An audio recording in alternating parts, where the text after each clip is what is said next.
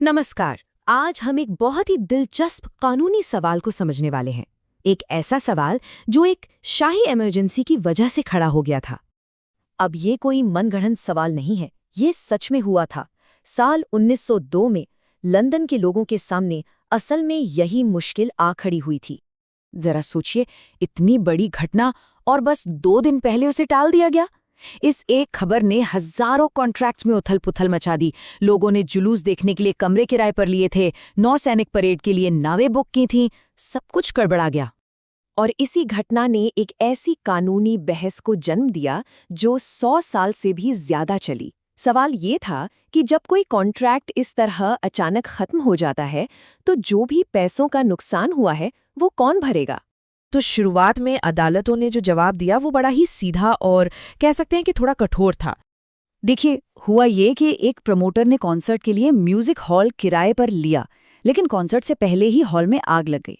अब कोर्ट ने कहा कि भाई, आग लगना तो एक हादसा है, इसमें किसी की गलती नहीं है, तो दोनों ही पार्टियां अपने अपने वादे से आज़ाद हैं। और इसका मतलब ये था कि प्रमोटर ने जो विज्ञापन पर पैसा खर्च किया था वो उसे वापस नहीं मिल सकता।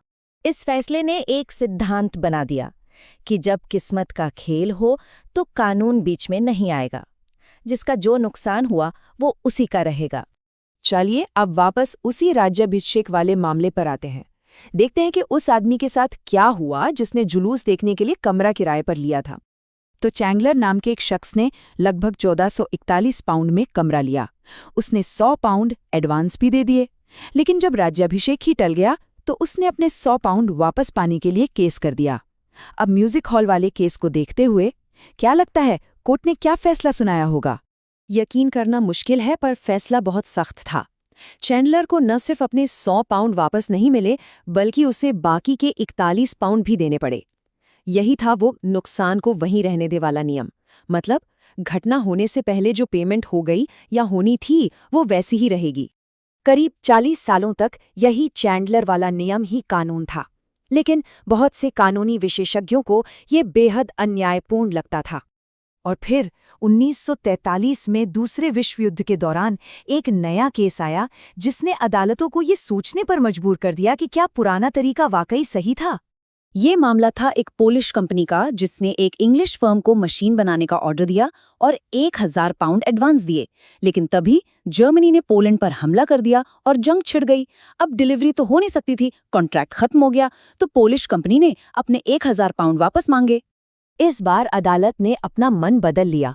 उन्होंने चैंडलर वाले पुराने नियम को अन्यायपूर्ण कहा और इंग्लिश फर्म को 1000 पाउंड लौटाने का आदेश दिया।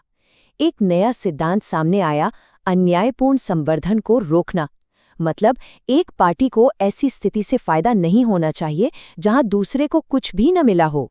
इसके तुरंत बाद संसद ने एक कानून भी पास कर दिया जिससे अदालतों को खर्चों का हिसाब लगाकर एक ज्यादा न्यायपूर्ण फैसला देने की शक्ति मिल गई। तो ये टाइमलाइन हमें साफ साफ दिखाती है कि कानून कैसे एक सख्त नियम से हटकर एक लचीले और न्याय पर आधारित नजरिए की तरफ बढ़ा। लेकिन सवाल ये है कि क्या न्याय की इस नई और लचीली खोज से वाकई बेहतर और साफ सुथरे नतीजे मिले? चलिए इसे समझने के लिए एक मॉडर्न उदाहरण देखते हैं जो एक रॉक कॉन्सर्ट से जुड़ा है। तो हुआ ये कि एक स्पेनिश प्रमोटर ने मशहूर बैंड गन्स एंड रोजेस को एडवांस में मोटी रकम दी, लेकिन शो से ठीक पहले मैड्रिड के स्टेडियम को असुरक्षित बताकर कॉन्सर्ट रद्द कर दिया गया। कॉन्ट्रैक्ट तो खत्म हो गया और अब प्रमोटर को अपना एडवांस पैसा वापस चाहिए था। तो अब सवाल ये था कि क्या बैंड को वो एडवांस लौटाना होगा? भले ही टूर की तैयारी में उनका भी काफी पैसा खर्च हो चुका था।